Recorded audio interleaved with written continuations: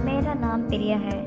मैं मुंबई में मीरा नगर में रहती हूँ। मेरी खूबसूरती के चर्चे सिर्फ मेरे घर तक ही नहीं थे, बल्कि घर से बाहर कॉलेज में भी थे। अपने नाम की तरह मैं बहुत ही खूबसूरत थी। मेरा रंग बिल्कुल दूध सा सफ़ेद गुलाबी गाल थे। जब मैं हंसी तो मेरे गालों पर डिंपल पड़ जाते थे। मेरी खूबसूरती कमाल की थी, लेकिन कभी कभी जैसा हम सोचते हैं वैसा नहीं होता। मेरी शादी मेरे माँ बाप ने एक बहुत ही अमीर घराने में कर दी। हम गरीब थे, लेकिन मैं बहुत खूबसूरत थी। इस वजह से उन लोगों ने हमसे रिश्ता तय कर दिया। मेरा पति बहुत पढ़ा लिखा था। मैं अपनी शादी से बहुत खुश थी। छोटे से घर से उठकर एक कोठी में आ गई थी। यहाँ कई कई तरह की सुविधाएं मौजूद थी। खाना बनाने के लिए एक खूबसूरत किचन था। सफाई के लिए नौकर थे।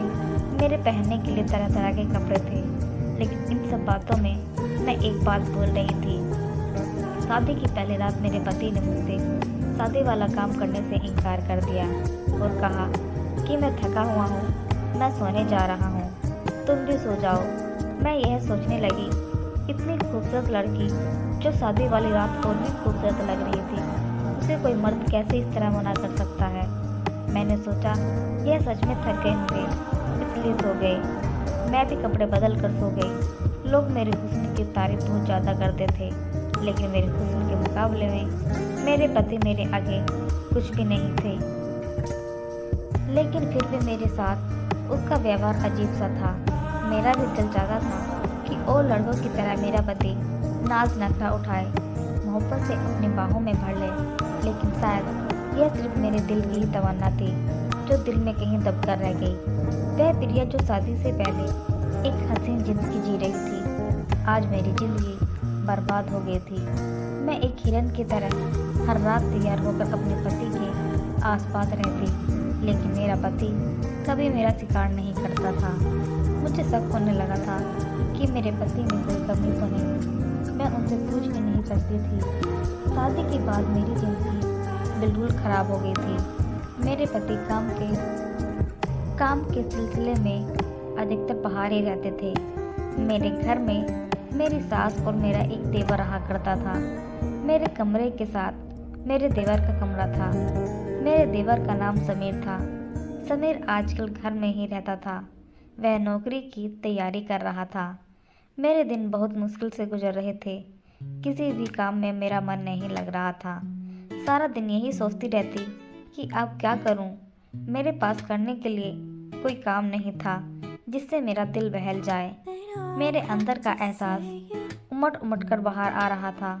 मेरा भी दिल चाहता था कि मेरे पति मुझसे प्यार मोहब्बत वाली बातें करें। एक रात मुझे नींद नहीं आ रही थी।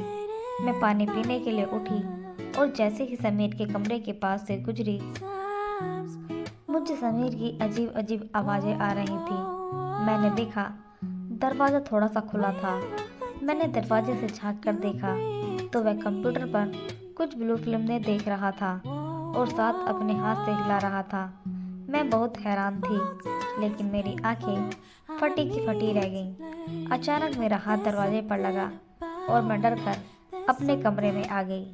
समीर को पता नहीं चला बाहर कौन था। अब मेरे दिमाग में यह घूम रहा था कि समीर मेरा शिकार करना चाह रहा था। कुछ देर ऐसे ही बैठी रही, फिर मेरे दिमाग में बात आई, जब अपना शेर शिकार करने के काबिल ना हो तो उसके भाई से शिकार हो जाना बेहतर है। मेरे कमरे में अचानक दस्तक हुई। मुझे लगा कि मेरी सास होगी, लेकिन जैसे ही मैंने दरवाज़ा खोला तो सामने समीर खड़ा था। मेरा दुपट्टा भी सिर से उतर गया था। समीर की नज़र जैसे ही मेरे हुस्न पर पड़ी तो वह मुझे देखता ही रह गया। फिर मैंने खुद को संभाला और अपना दुपट्टा ऊपर ले लिया। उसने पहली बार मुझे इस हालत में देखा था। पहले कभी समीर मेरे कमरे में नहीं आया था और जैसे ही मेरे कमरे में आया, मैंने उसे बैठने को बोला और कहा कि मैं तुम्हारे लिए कुछ खाने को लेकर आती हूँ, लेकिन समीर ने साफ इनकार कर दिया। रात का 1 बज रहा था। मेरे दिल की धड़कन बहुत तेज हो रही थी। मेरा देवर कहने लगा, जब आप मेरे कमरे में झांक रही थी तो मैंने आपको देख लिया था। मुझे एसी में भी पसीना आ रहा था। समीर कहने लगा, भाभी मैं जानता हूँ आपको क्या चाहिए?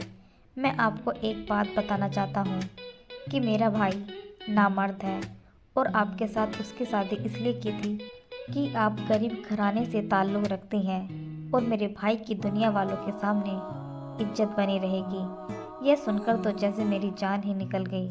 इतना बड़ा धोखा मुझे उम्मीद नहीं थी, लेकिन अब यकीन हो चुका था। मैं अपनी किस्मत पर रो रही थी।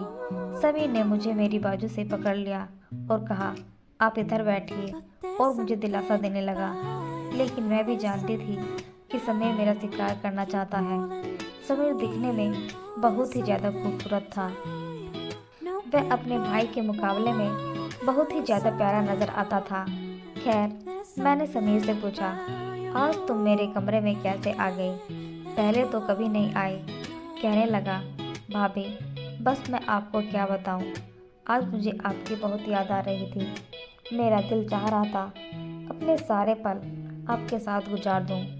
समीर की ऐसी बातें सुनकर तो मुझे बहुत हैरानी हुई कि आज मुझसे यह कैसी बातें कर रहा है। फिर वह मुझसे कहने लगा,